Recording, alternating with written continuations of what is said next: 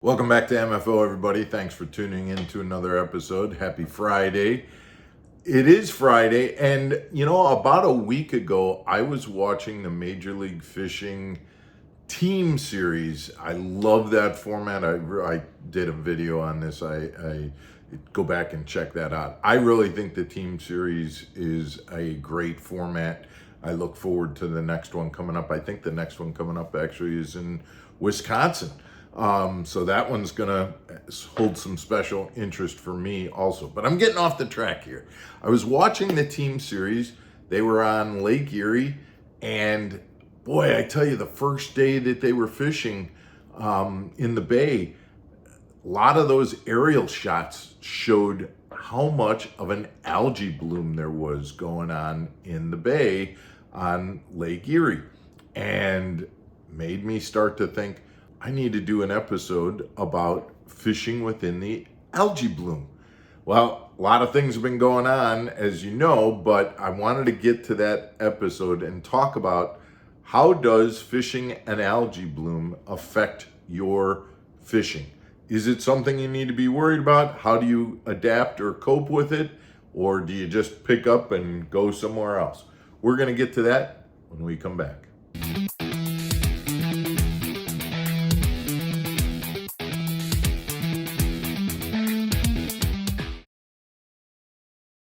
Welcome back to Mark Fisher Outdoors, everybody. I'm Mark Fisher.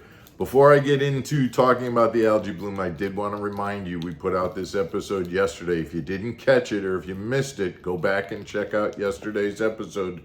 But today is the second day we are doing our fundraising effort for Elite Veteran Outfitters, the world's largest bobber pull. And we've got all the rules and all the information about it if you go back to yesterday's video. But basically, real quick, go to the GoFundMe link that's in the description of this video. Send in your donation. For every $5 that you donate, you're going to get a bobber. So $25 gets you 5 bobbers. I'm going to match the first $500 worth of donations. And so if you put in $5, I'll match it, and my $5 matching will give you an extra bobber. So that way you get 2 bobbers in there, or double what you donated. This is all going for Elite Veteran Outfitters to help them put veterans on fishing trips, hunting trips, and those types of things. It's a great cause, and we've got great prizes. I've already locked in a first place prize provided by 2JS Industries. They're going to get a rod and reel combination valued at about $400, $500. So that'll be our first place prize.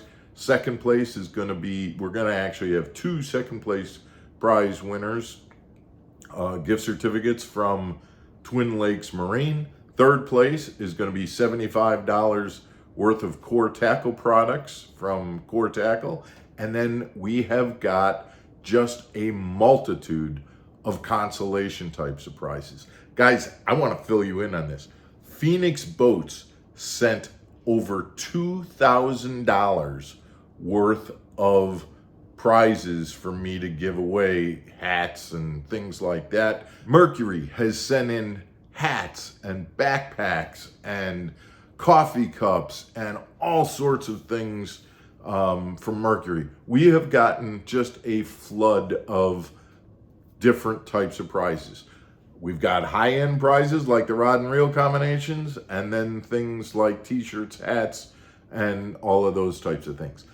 There are going to be hundreds. I'm not kidding. I'm not exaggerating. Hundreds of winners. Send in your donation. It's a worthy cause. We'd really appreciate the support. You got to get it in this week or next week, and then remember to tune in on September 16th for the big event where we jump in the pool and pull out a bobber. All right, we got to get to the algae bloom. All right, so guys, there are times in the summer when you get that green looking water, that bright green looking water, and that what that is an algae bloom. And when that happens, I know a lot of guys kind of look at that like, we just need to go fish somewhere else. Well, a couple of things to be aware of. First of all, When they call that an algae bloom, that's really what it is. What's happening is that algae is blooming. It's coming out. It's expanding upwards. And so the first thing to be aware of in that situation, and it's the sun that's causing it. The sun coming down on the water is causing that bloom, just like a flower would bloom towards the sun. Well, the first thing you have to remember is that bloom is up to the surface of the water. It doesn't necessarily extend through the water column. Obviously, it depends on the depth of the water. But you may be in, I'm saying 10 feet of water. That algae bloom, or that bright yellowish green water that you see, may only be in the top 2 or 3 feet. And then the remaining 7 feet of water is the same color as it always is. So to be honest, working a bottom bouncing bait, for example, in an algae bloom, even though you're seeing the algae bloom, down below that is the same color water that you would find any other time. So be aware of that, and remember that algae bloom that you're seeing from the surface isn't necessarily like that underneath. The other thing is that you really just have to adapt to an algae bloom the same way you would if the water was off color. If you were fishing in a little murkier water, then you might want to use baits that you would use in that more stained or heavily stained water. A spinnerbait, a darker colored bait to give more of a profile rather than a green pumpkin, for example, that may not, show up as much. So it's really just a matter of adjusting. But what you don't need to do is run away from it from a standpoint of, oh, the fish aren't going to be there. Because the fish are not going to shy away from being in that algae bloom when that occurs. Remember, an algae bloom is the kind of thing where in the sunlight it would come out. In the evening, it'll come back down and go back down into the water. It's really coming out during the sunlight. The other thing that is important to pay attention to is that fish will use it in the same way they use a dock, they use a mud line.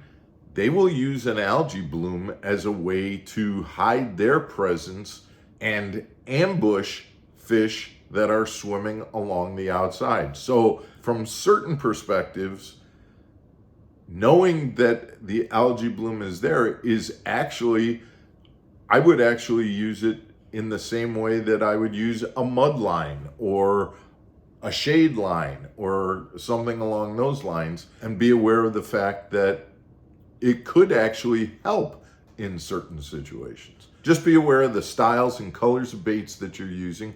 Don't shy away from them. And also remember that underneath, more than likely, you've still got the same type of water clarity that you would have 100 yards over where the algae bloom isn't happening.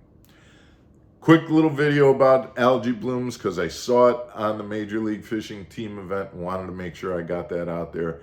I appreciate you guys tuning in. Thank you as always. I hope you have a good weekend, and we will be back again on Monday for another episode of Mark Fisher Outdoors. Take care, everybody.